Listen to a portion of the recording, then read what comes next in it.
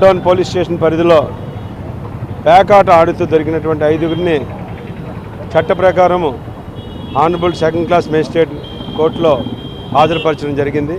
వారికి honourable second class magistrate Shivakumar గారు వారి నేరాన్ని అంగీకరించడంతో హానరబుల్ మేజిస్ట్రేట్ గారు ఈ 5 ముద్దాయిల్ని ప్రతిరోజు వారం రోజుల పాటు ఉదయం 9 నుంచి 11 ఇలా సాయంత్రం 5 నుంచి 7 శ్రీకాకుళం కూడల్లో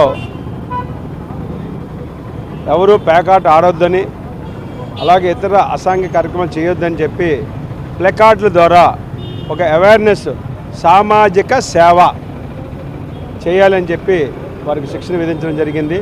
ఆ సామాజిక సేవలో భాగంగా ఈరోజు 5గురు కూడా ఇక్కడ ఈ పొట్టి శ్రీరాములు జంక్షన్లో వారు సామాజిక సేవ చేస్తున్నారు. అలాగే 11 గంటల దాకా ఇప్పుడు చేస్తారు, సాయంత్రం 5 నుంచి 7 దాకా చేస్తుంటారు.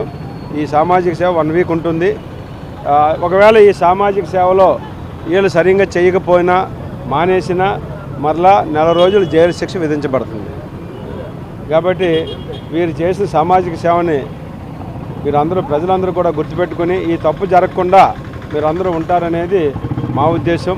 దీనికి మా జిల్లా ఎస్పీ శ్రీ కె మహేశ్వర్ రెడ్డి గారు వచ్చిన ఉత్తర్వుల మేరకు వారు కూడా ఇటువంటి తప్పు చేసిన వారికి ప్రజలందరూ కూడా తెలియాలి, వారి సేవ తప్పకుండా అందరికీ కూడా అర్థమయ్యే విధంగా ఉండాలనే ఉద్దేశంతో సార్ చెప్పడం, వీరందరినీ కూడా మా ఎస్ఐ గారు, ఈ హరికృష్ణ, అలాగే సిఐ పైడిపి నాయుడు గారు ఈ కేసులు అందరూ పట్టించుకుని ప్రాపర్ రికార్డులను తయారు చేసి కోర్టు వారు పెట్టడంతో కోర్టు వారు కూడా మాకు మంచి నిర్ణయాన్ని సామాజిక సేవ చేయించడం అనేది అందరూ కూడా హర్షించదగ్గ విషయం.